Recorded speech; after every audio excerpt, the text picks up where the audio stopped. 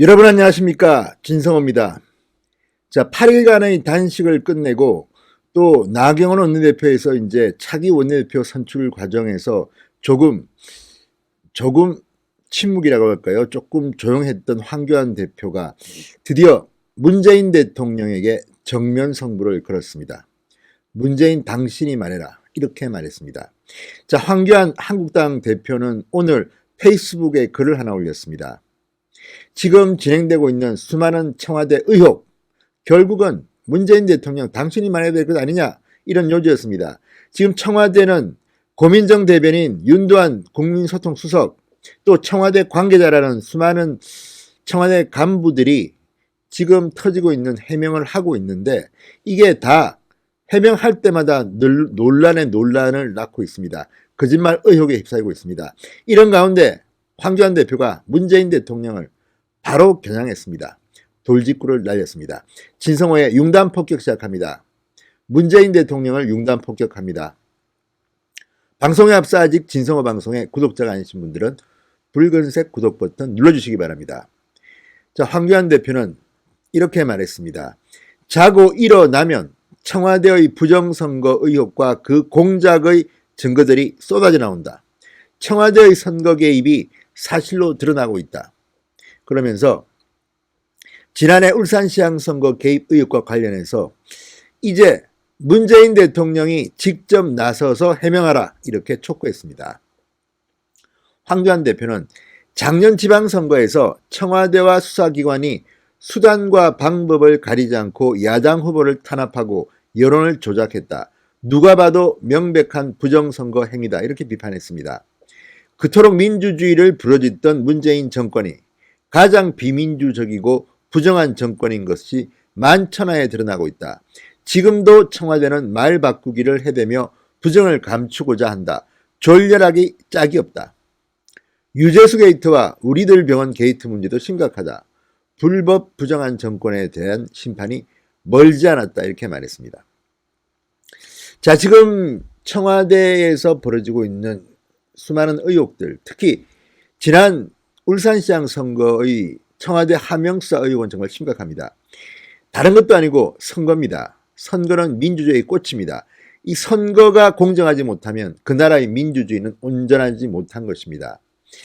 자, 지금 문재인 대통령의 수십 년 된 절친, 친구, 형님이죠 사실은, 나이로 봐서는. 송철호 현 울산시장, 선거에 8번인가 9번인가 떨어지고 그 다음에 당선된 것이 울산시장입니다.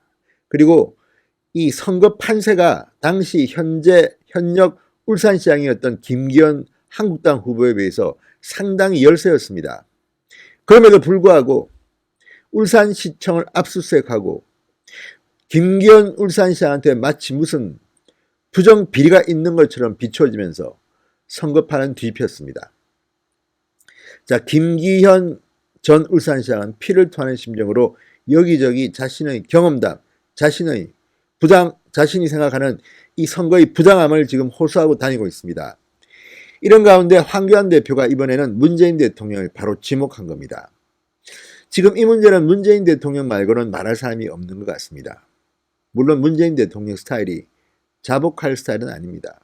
그렇지만 적어도 이 문제와 유재수 건은 정말 심각합니다.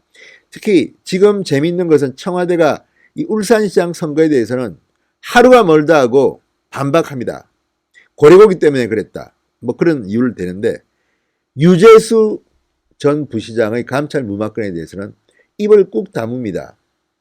지난번 노영민 청와대 비서실장이 국회에 나왔을 때도 고래고기 이야기를 하면서 울산시장 선거건에 대해서는 격렬하게 반발했습니다만 유재수 건에 대해서는 침묵했습니다. 왜 그럴까요? 지금 청와대는 안으로 상당히 흔들리는 것으로 보입니다.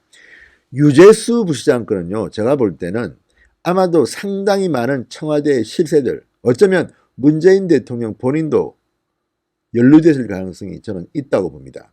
자, 이런 가운데 일단 황교안 대표가 먼저 김기현 전 울산시장 건을 가지고 문재인 대통령 당신이 이제 스스로 말하라고 돌직구를 날렸습니다.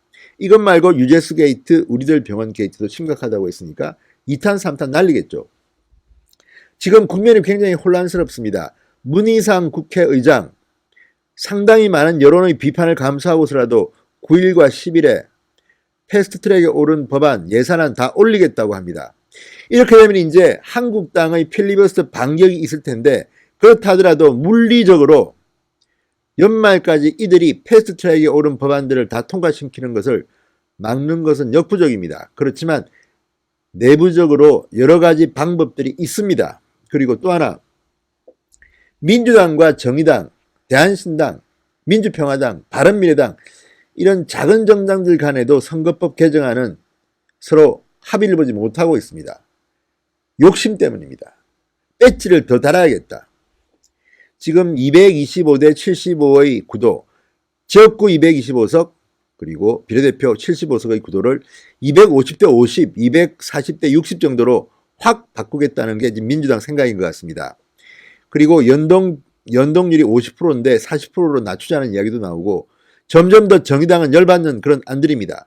반면에 대한신당이나 민주평화당 호남의 지역구를 갖고 있기 때문에 우리는 호남 지역구 없어지는 꼴은 못 본다. 자기들끼리 지금 이전투가 벌어졌습니다. 그리고 공수처 법안, 검경수사권 관련 법안, 지금 그 불법성이랄까요? 그 논리적으로 허점들이 막 드러나고 있습니다. 조국 전 장관도 대검 간부들 그리고 검사장 승진자 이런 사람들과의 만남에서 지금 올라가 있는 그 법안들의 문제가 많다는 것을 실토했다는 보도가 잇따르고 있습니다. 자, 이런 가운데 한국당이 상당히 위기입니다. 이럴 때일수록 공격을 해야 됩니다. 문재인 대통령, 민주당을 공격해야 됩니다. 그런 면에서 울산시장 의혹 그리고 유재수 의혹, 우리들 병원 의혹 같은 것들은 상당히 좋은 겁니다. 이 좋은 호재들을 두고 한국당이 지금 생각보다는 파이팅이 덜하다는 말이 있습니다. 황교안 대표가 이제 나섰습니다.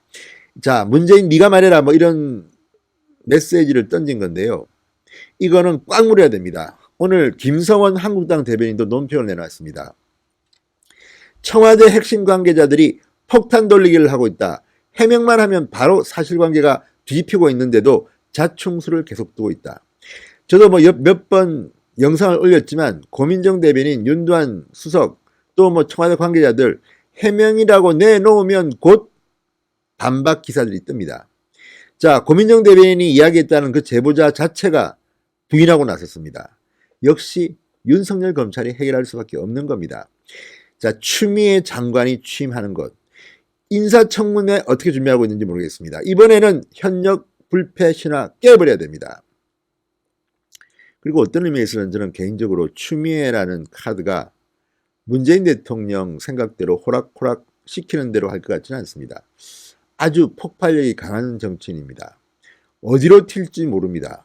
본인의 명예를 위해서는 문재인 대통령의 생각에 바라는 행동을 할지 아무도 모릅니다. 자, 윤석열 총장의 예를 들어 봅시다. 윤석열 검찰총장을 그렇게 임명하려고 했던 사람이 누굽니까? 문재인 대통령 아닙니까? 그런데 지금 상황은 어떻습니까? 그 믿었던 윤석열한테 지금 다 하고 있는 것 아닙니까? 윤석열 총장은 원칙대로 하겠다고 합니다. 추미애 장관도 만약에 임명된다면 원칙대로 한다면 문재인 정권은 흔들릴 수밖에 없다고 저는 봅니다. 자, 황교안 대표 추미애 후보자에 대해서도 비판을 했습니다. 이제 메시지 전쟁입니다. 한국당은 좀 더 국민들 안으로 파고 들어가야 됩니다. 지금 필리버스터를 하든 뭘 하든 물리적으로 숫자에 밀릴 수밖에 없는 것은 민주주의 원칙에 따라서 국회는 그렇게 운영됩니다. 자, 그러면 어떤 또 다른 대책을 준비하고 있는지. 뭐 주호영 의원이 말하는 걸 보면 필리버스터 말고도 여러 단계의 방법들을 한국당은 준비하고 있다고 합니다. 그리고 한국당의 새로운 원내대표가 9일날 뽑힙니다. 그때까지는 민주당이나 저쪽도 그렇게 쉽게 움직일 수는 없습니다. 협상 가능성도 볼 겁니다. 자, 이제 한국당은 원칙을 말하면 됩니다. 설령 패하더라도 일순간 작은 패배를 하고 내년 총선에서 크게 이겨야 됩니다. 그래서 아예 문재인 정권을 송두리째 뒤집어 버려야 됩니다. 그 중심에는 황교안 대표가 서야 합니다. 지금 많은 사람들이 우려를 하고 있습니다. 리더십에 대해서. 그렇지만 아직까지 황교안 대표의 리더십 흔들리지는 않습니다. 제가 볼 때는. 그리고 무엇보다도 단식의 기억. 이렇게 꼼수를 부리지 않고 정직하게 정치인들과는 다른 신선한 아주 강한 단식을 했습니다. 기간이 8일이다. 이게 중요한 게 아닙니다. 원칙대로 했습니다. 그 추운 엄동설안에 청와대 앞에 그냥 앉아서 꼿꼿하게 했습니다. 그런 것들이 지금 민주당과 정의당을 긴장시키는 것 같습니다. 자, 이제 황 대표는 원칙대로 하십시오. 그리고 내부적으로 한국당을 한번 뒤집어 보십시오. 쇄신입니다. 쇄신. 그래서 국민들한테 감동만 준다면 패스트트랙 별로 저는 겁낼 것은 아니라고 봅니다. 설령 패스트트랙 옳은 법들 총선에서 다 뒤집어가지고 다 바꿔버리면 됩니다. 선거법 개정안은 특히 저는 문제가 있는 게 누가 옳다 그르다를 떠나서 이거는 게임의 룰입니다. 18대 국회 기억하십니까? 제가 국회의원 할 때입니다. 그때 한나라당, 당시 선진당, 친박연대, 무소속 합치면요. 보수 성향의 국회의원 숫자가 압도적이었습니다. 한 3분의 2였습니다. 그런데도 선거법만큼은 바꾸지 않았습니다. 그런 게임의 룰은 다수의 횡포로 밀어붙이는 게 아닙니다. 설령 100석도 안 되는 제1야당이 있다 하더라도 반대하면 못하는 겁니다. 그런데 민주당과 정의당 정말 나쁜 사람들입니다. 어떻게 게임의 룰을 바꾸려고 합니까? 그것도 민주당 1중대, 2중대, 3중대 다 모여서 장기 집권 획책을 하는 건지. 아무튼 국민들이 보고 있습니다.